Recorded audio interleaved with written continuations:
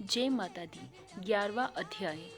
11वां अध्याय आरंभ करने से पहले मैं आपको बताना चाहती हूँ कि दुर्गा सप्तशती का 11वां अध्याय वह अध्याय है कि किसी कारणवश अगर आप सभी अध्यायों का अध्ययन नहीं कर सकती हैं तो सिर्फ यह पाठ पढ़कर भी संपूर्ण सप्तशती के पाठों का फल और माँ अम्बे का आशीर्वाद ले सकती हैं। माँ अम्बे आप सबकी रक्षा करें।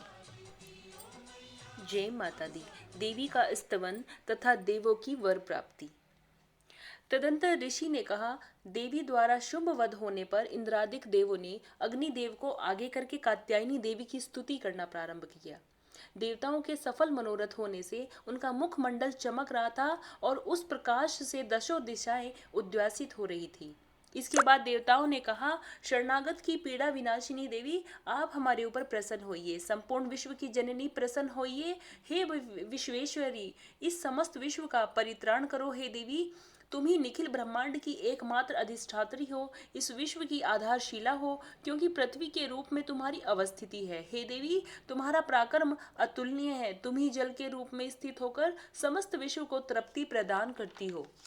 तुम अनंत बलशालिनी वैष्णवी शक्ति हो। इस संसार की कारण रूपिणी परा माया तुम ही हो। हे देवी, तुम ही ने इस संपूर्ण जगत को मोहग्रस्त कर रखा है। तुम्हारी कृपा होने से ही जीव पृथ्वी पर रहकर मोक्ष का अधिकारी बनता है। हे देवी, तुम्हारे भिन्न भिन्न रूपों में जगत की संपूर्ण विद्याएं निहित हैं।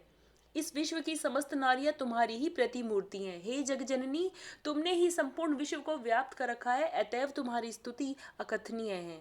तुम सभी स्तुत्य वस्तुओं से परे तथा परावाणी हो। तुम स्वर्ग प्रदायिनी एवं मोक्षदायिनी के रूप में सर्व स्वरूपिणी हो, अतः तुम्हारी स्तुति इसी में समाप्त हो गई। तुम्हारी स्तुति के लिए तुम इसके अतिरिक्त दूसरी बात और क्या हो सकती है। प्राणी मात्र के हृदय में बुद्धि रूप में स्थित स्वर्ग तथा मोक्षदायिनी नारायणी देवी, तुम्हें हमारा नमस्कार है।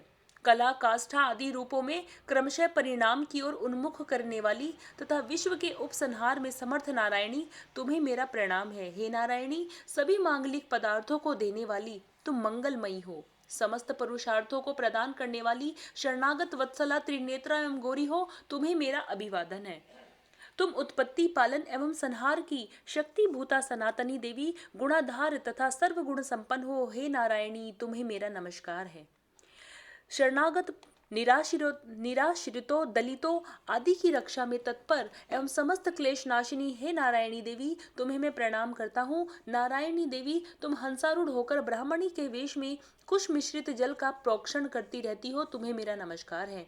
महेश्वरी रूप से त्रिशूल, चंद्रमा और नागों की धारिणी तथा वर्षभ पृष्ठ पर आरूढ़ होने वाली नारायणी देवी, तुम्हें मेरा प्रणाम है। मयूरों तथा कुक्कुटों यानी मुर्गों से आवृत महाशक्ति धारिणी कौमारी रूप में स्थित निष्पापे, हे नारायणी, तुम्हें मैं नमस्कार करता हूँ। शंख चक्र गदा एवं शंख युद्ध धारिणी वैष्णवी शक्ति संपन्ना नारायणी, तुम मुझ पर प्रसन्न हो, तुम्हें मेरा प्रणाम है। हाथ में भयंकर चक्र लिए पृथ्वी को अपने धाड़ों पर उठाए हुए वाराही रूप वाली कल्याणकारिणी, हे नारायणी, तुम्हें मेरा नमस्कार है। दानवों के संहार में नरसिंह रूप से उद्यत तथा त्रिलोक्य रक्षिणी नारायणी, तुम्हें मेरा प्रणाम है। धाड़ों के कारण विकराल मुख वाली मुंडमाला से विभूषित मुंड मर्दिनी चामुंडा रूपिणी नारायणी, तुम्हें मैं अभिवादन करता हूँ। लक्ष्मी, लज्जा, महाविद्या, श्रद्धा, पुष्टि, स्वधा, ध्रुवा, महारात्रि तथा अविद्या रूपिणी नारायणी, तुम्हें मैं नमस्कार करता हूँ। मेधा, सरस्वती, श्रेष्ठा, ऐश्वर्य स्वरूपा, पार्वती, महाकाली, संयमशीला तथा सर्व अधिष्ठात्री, है नारायणी, तुम्हें मेरा नमस्कार है। सर्व रूपा, सर्वेश्वरी, सर्वशक्ति संपन्ना, दिव्य रूपा दुर्गे, हे देवी, आप हमारी सभी भीतियों से रक्षण करें, सभी भांतियों से रक्षण करें, तुम्हें मैं प्रणाम करता हूँ। हे कात्यायनी, त्रिनेत्रों से सुशोभित तुम्हारा सौम्य मुख मंडल से संपूर्ण भयों से मेरा त्राण करे, तुम्हें मेरा नमस्कार है। भद्रकाली, ज्वालाओं की लपट से प्रज्वलित अत्यंत भीषण एवं संपूर्ण दानवों का संहारक तुम्हारा त्रिशूल हमारी रक्षा में समर्थ हो, तुम्हें मेरा प्रणाम है। जिसकी ध्वनि संपूर्ण विश्व में व्याप्त होकर दानवों को श्रीहत कर देती है, तुम्हारा घंटा हम लोगों का समस्त पापों से उसी प्रकार त्राण करे जिस प्रकार माँ अशुभ कर्मों से अपने पुत्रों की रक्षा करती है। हे चंडिके, दानवों की वसा एवं रक्त रंजित तुम्हारे हाथ में शोभा पाने वाला खड़ग हमारा त्राण करे, तुम्हें मेरा प्रणाम है। हे देवी, तुम्हारी प्रसन्नता से ही समस्त व्याधियों का शमन होता है। कुपित होने पर मनोरथ का नाश होता है। जो लोग तुम्हारे शरणापन्न हैं, उन पर कभी विपत्ति के बादल नहीं मंडराते। तुम्हारा शरणागत प्राणी अन्यों का आश्रयदाता हो जाता है। हे देवी अंबिके, तुमने अपने स्वरूप को विभिन्न भागों में विभक्त करके इन विधर्मी दैत्यों का वध किया है। तुम्हारे अतिरिक्त दूसरा इस प्रकार भला कौन कर सकता था।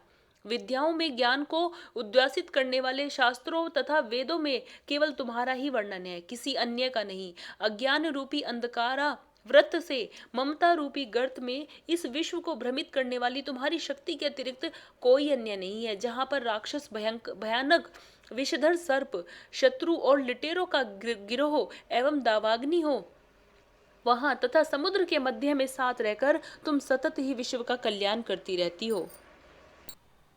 हे विश्वेश्वरी, तुम विश्व की पालनकर्त्री, विश्व रूपा और संपूर्ण विश्व की धारित्री हो। तुम भगवान विश्वेश्वर के लिए स्तुत्य भी हो। जो लोग भक्ति पूर्वक तुम्हारी वंदना करते हैं, वे विश्व के शरणदाता बन जाते हैं। हे देवी, प्रसन्न हो। जिस प्रकार तुमने असुरों का संहार करके शीघ्र ही हम लोगों को मुक्त किया है, उसी प्रकार हमें सदैव शत्रु भय से राहित्य दिलाती रहो। आप समस्त जगत के महाताप का विनाश करें। उत्पात एवं पापों के फलस्वरूप उत्पन्न होने वाली महामारी आदि उपद्रवों को शीघ्र ही दूर करें।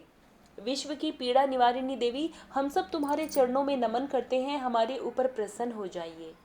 त्रिलोक्य वासियों की आराध्या परमेश्वरी, सब लोगों को वर प्रदान करो। हे देवी, हम पर हमारी रक्षा करो। तब देवी ने कहा, देवों, मैं वरदान देने के लिए तैयार हूँ। तुम अपना इच्छित वर मुझसे मांग लो। संसार के लिए मंगलकारी वरदान मैं अवश्य ही दूंगी। देवताओं ने कहा, हे सर्वेश्वरी, तुम इसी तरह त्रिलोक्य की बाधाओं का निवारण करती रहो और हमारे शत्रुओं का नाश करो।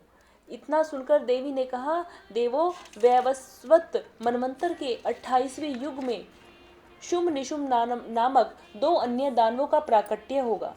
उस काल में मैं नंद गोप की पत्नी यशोदा के गर्भ से अवतरित होकर विंध्य पर्वत में वास करूंगी और उन दोनों कथित दानवों का वध करूंगी। इसके अनंतर मैं पृथ्वी पर भयंकर रूप से अवतरित होकर वैप्रचित्र नामधारी असुरों का संहार करूंगी। दैत्यों को अपना आहार बनाते समय मेरे दांत अनार पुष्प की भांति लाल वर्ण के हो जाएंगे।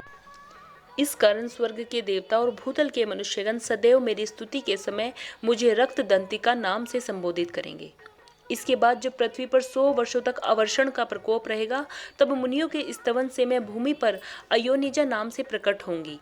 उत्पन्न होते ही मैं मुनियों को शत नेत्रों से देखूंगी। तब सभी दानव सत्ताक्षी नाम से मेरा गुणानुवाद करेंगे। देवो, उस समय मैं अपने शरीर से उत्पन्न शाखों द्वारा ही संपूर्ण विश्व का भरण करूंगी। वर्षा न होने तक वे केवल शाक द्वारा ही जीवन धारण करेंगे। इस प्रक्रिया के कारण पृथ्वी में मैं शाकंभरी नाम से प्रसिद्ध होंगी। उस अवतार में मैं दुर्ग नामक महादानव का वध करूंगी। इससे मेरा नाम दुर्गा देवी के नाम से विख्यात होगा।